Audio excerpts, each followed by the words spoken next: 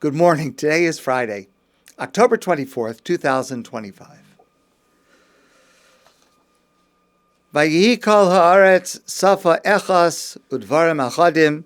This is the very short and very cryptic narrative of the Migdal Bavel, the Tower of Babel, Tower of Babel. We discussed it last night, we discussed it before, but I have something that I have not shared with you before to share this morning. So, at that time, everyone spoke one language, everyone spoke the same, and they settled in a valley, and one said to the other, let's build a tower, and so we're going to get all these bricks and stones, and we're going to build a tower. V'rosho bashamayim, and the top of it will be in the sky. V'nasa lanu shame, and we'll make for ourselves a name. Pen nafutz al pnei haaretz. We don't want to be scattered all over. We like dwelling together, and we're going to build this thing. Vayered Hashem liros es ha'ir ves ha'migdal, and God descended to see the city and the tower they were building, asher banu b'nei Adam, that these men were building, and God was not happy with it. Vayafetz Hashem osam misham, and God scattered them from that place to all over the world, al pnei kol haaretz, vayachtelu livnos ha'ir. And they were unable to create this structure because they were scattered all over.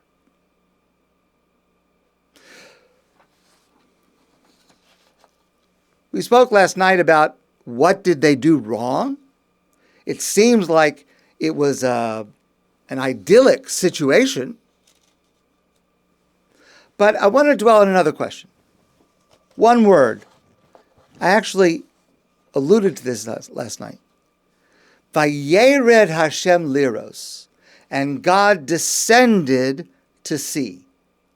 Why is the word Vayered there? God descended. Why does God need to descend?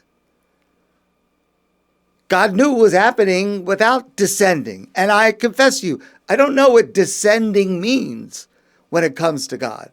But whatever it means, why was it necessary? So listen, please, to the understanding of Rashi. Balilmod l'dayanim, this comes to teach us a lesson that judges, when they are adjudicating a case, shelo yarshiu hanidon, that they should not find a person guilty, ad sheyireh v'yavinu, until they see with their eyes and understand. So a judge can't just hear about something that happened. They have to verify it. They have to make sure. It may be necessary for the judge to actually go to the place to see for him or herself exactly what the situation is, of course, depending on what kind of case it is. But Rashi continues and says, it is not just in court for a dayan. Rashi says that applies in every situation in our lives on a daily basis, that people should not come to conclusions about others or say anything about anyone else until they have first seen it themselves and understood precisely why they have done it. I tell people that if you hear from someone quoting me, there is more than a 50% chance I never said it. That's just the reality. I don't know why it is. But that's how it is. So if you hear something in my name, you need to verify that I actually said it. I don't know if I ever told you this story before. In our former community, we lived in New Haven, Connecticut. We lived there for 14 years. It was great. So in New Haven, I was very, very involved in kosher supervision. I granted my own supervision to a number of different places. And one of the early ones that I did was a grocery store, a health food grocery store, and they had a bakery. It was a small store, and it was a small bakery, and they made challahs. Every Friday there were challahs. But they were delicious challahs, and they never had enough. So the only way you could get one is if you would have ordered in advance, or if you came early in the morning on Friday. But if you came, let's say, by midday, forget it. They were out. They didn't have. So there was a person, I heard the story later. So there was a person that came to the store, and it was a Friday, and he asked for 2 challahs. And they told him, sorry, we don't have any. And so this person said, but I'm picking up for Rabbi Whitman. Rabbi Whitman told me to come pick it up. So, okay, so of course they gave him 2 challahs. L'haya dvar me'olam. It never happened. He told me about it afterwards. I laughed. It applies also in more serious situations. But to be careful about this and make sure someone tells you this person said something about you or this thing happened, you got to verify it. That's just the way the world is. And it's not like it's only today with our social media and it's gotten worse. But this is Rashi, almost 1,000 years ago, writing that God in the Torah is teaching us lesson, Vayered Hashem, and God came down to see, so to speak, to see for himself clearly with his eyes, so to speak. Okay, but that answer is astounding because you realize God is teaching this lesson. Make sure you see something before, and you're sure before you come to a determination. But the Torah is teaching us this lesson in a way that could be very easily misunderstood. A person who doesn't know this commentary, just reading the text of the Torah, might well assume that God did not know what was happening. And that's why God had to descend, again, whatever that means for God, to see it up close, because from afar, in quotation marks, God didn't know.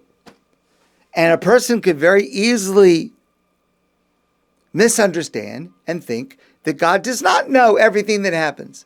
If God didn't know exactly what was happening in Babel with the tower, maybe God doesn't know exactly what's happening with me right now. Maybe God doesn't know what's happening with, if I want to do something, God forbid, that's not right. Maybe God doesn't see it. Now, of course, we know that that's not true. We have emunah, we have faith in God, as we say in our prayers, that God does know everything that happens, every word, every action, every thought. That's a foundational principle of our beliefs. So why would God write the Torah in this way, using words that could make it so easy for a person to misunderstand? Obviously, God was willing to risk being misunderstood because this is such a vital lesson for people to learn. It is so important for us human beings, not for God. It has nothing to do with God. But it's so important to be a role model, that God should be a role model, that we, every single one of us, should follow, that we will be sure of something before we come to a conclusion.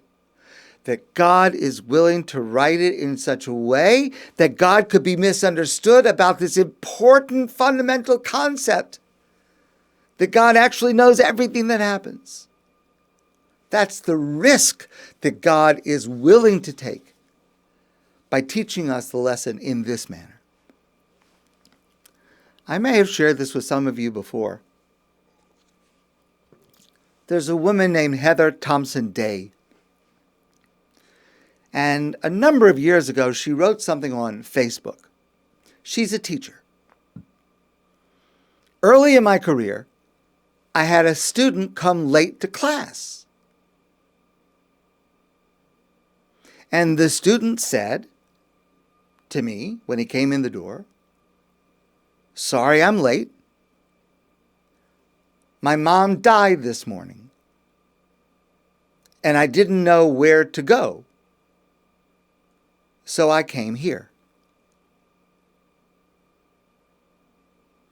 And this woman, Heather Thompson Day, writes, "It changed how I teach forever. That's when I decided to treat every single student as if I had no idea what they were going through." And this is always true. Every one of us is going through things that anyone else cannot imagine.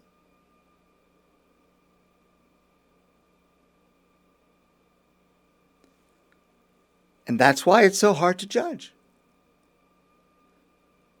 Unless you know it explicitly. Because you have no idea, I have no idea what's going on with you in the inside.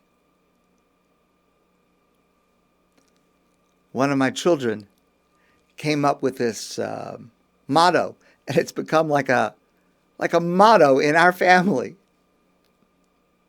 Everyone has pears in their tree.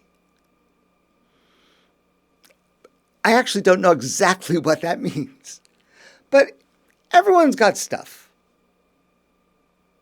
Everyone's got stuff that people know about, but everyone's got stuff that nobody knows about. And so therefore, the lesson from this is, be like God. Don't rush to judge. Make sure of the truth of what you're saying before you say it. Because everyone has pears in their tree.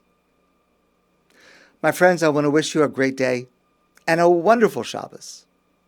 And I look forward to seeing you soon in person.